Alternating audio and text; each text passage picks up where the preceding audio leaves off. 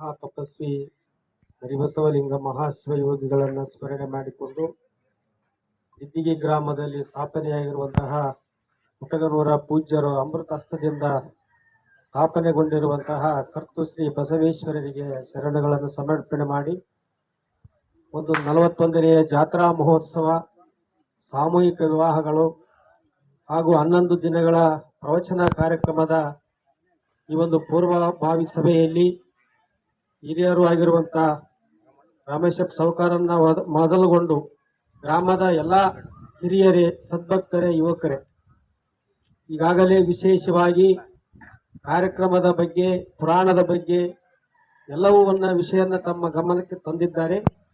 ಹಾಗಾಗಿ 41ನೇ ಜಾತ್ರಾ ಮಹೋತ್ಸವ ಕೂಡ ಅರ್ಥಪೂರ್ಣವಾಗಿ ತಮ್ಮ ಎಲ್ಲ ಸೇವೆ, ಶ್ರದ್ಧೆ, ಶ್ರಮದಾನ ಮುಖಾಂತರವಾಗಿ ಆ ಸೇವೆಯನ್ನ ಮಾಡಿ ಪರಮ ಪೂಜ್ಯರ ಒಂದು ಕೃಪೆಯನ್ನ ಪಾತ್ರರಾಗಬೇಕು ಅನ್ನುವಂತ ಮಾತನ್ನ ತಿಳಿಸಿ, ಹೀಗಾಗಿ ಇವತ್ತಿನ ದಿನ ಪಟ್ಟಿಯ ಒಂದು ಮಾಡುವಂತ ಇವತ್ತಿನ ದಿನ ಚಾಲನೆಗೊಂಡಿದೆ. ಎಲ್ಲರೂ ಕೂಡ ತಮ್ಮ ಶಕ್ತ್ಯಾನುಸಾರವಾಗಿ ಕಾಣಿಕೆಯನ್ನ ಮತ್ತು ವಿಶೇಷ ಸೇವೆಗಳನ್ನ ತಮ್ಮ ಮಾಡುವುದರ ಮುಖಾಂತರವಾಗಿ ಕಾರ್ಯಕ್ರಮದಲ್ಲಿ ಯಶಸ್ವಿಗೊಳಿಸಬೇಕು. ಮುಖ್ಯವಾಗಿ ಕಾಣಿಕೆಯನ್ನ ಕೊಡುವುದರ ಜೊತೆಯಾಗಿ ಇವತ್ತು ಇಲ್ಲಿ ಸೇವೆಯು ಕೂಡ ಬಹಳ ಮುಖ್ಯವಾಗಿರುತ್ತೆ.